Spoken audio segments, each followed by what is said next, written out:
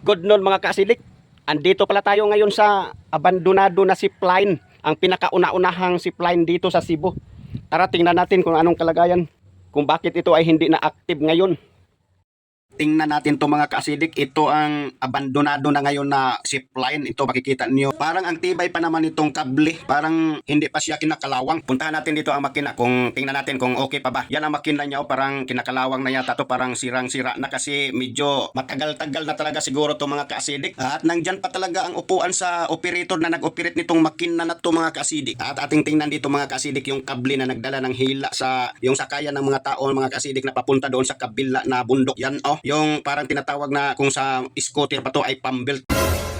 Kung ating tingnan mga kaasidik, parang okay pa naman to pero siguro delikado na to kasi ang tagal na nito. Hindi na natin alam kung ilang years na to kasi wala tayong makikita dito. Garabanan na wala man lang nakasulat dito para alam natin kung ilang taon na tong naabandona na zipline na to. At ito ang kable mga kaasidik. O tingnan nyo, galing dito papunta doon sa kabilang bundok at tingnan nyo nandyan sa kalagitnaan yung sakayan ng mga tao na hinihila sa makina na nandyan sa loob. Ito, lapit-lapitan natin sa ating kamera. Tingnan natin kung bakit naka-stop dyan siya sa kalagitnaan ng bundok yung sakaya ng mga tao. Yan hindi natin alam kung bakit naka-stop siya dyan. Gusto sana nating alamin kung bakit dyan naka-stop sa kaso wala tayong mapagtanungan. Yung sakaya ng mga tao mga kaasidik, kung tingnan natin dito sa malayo ay parang maliit na kubo. Noong unang panahon mga kaasidik, kung hindi lang agad pinatay ni Lapu-Lapu si Magellan noong araw na dumaong doon sa Mactan Island, malamang nakatry sana yon sa pagsakay dito sa zipline na to nandito sa tuktok ng bundok.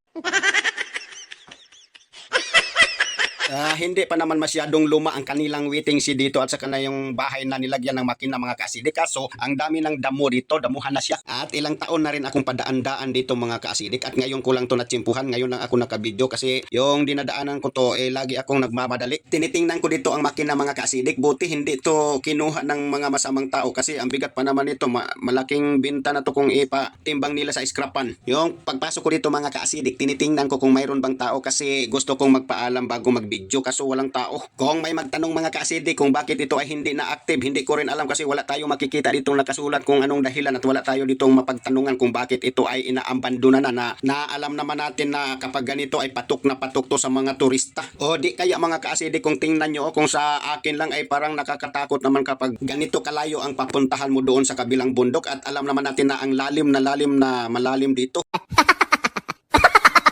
Ito kung balik-balikan natin mga kaasidik, ang layo papunta doon sa kabila. Kaya siguro wala nang nag-operate dito kasi masyado sigurong natatakot ang mga customer nila dito kasi ang lalim pa naman dito. Sobrang lalim. At ito mga kaasidik, nag-picture taking na lang ako dito. Thank you for watching.